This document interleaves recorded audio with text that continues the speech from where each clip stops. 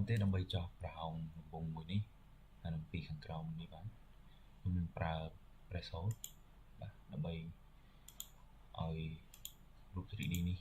ក្លាយទៅជាប្រហោង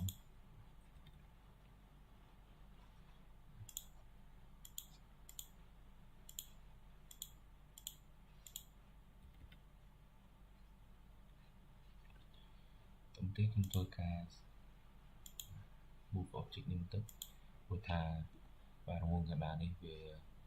ដូចជាអត់ឃើញបាត់ទៅណាទេខ្ញុំធ្វើការ move វាមកបែបនេះតើមករូបយើងខ្លាចជាបែបនេះតទេខ្ញុំធ្វើការបង្វែររូប 3D ហ្នឹងអញ្ចឹងខ្ញុំចូលកន្លែងនេះ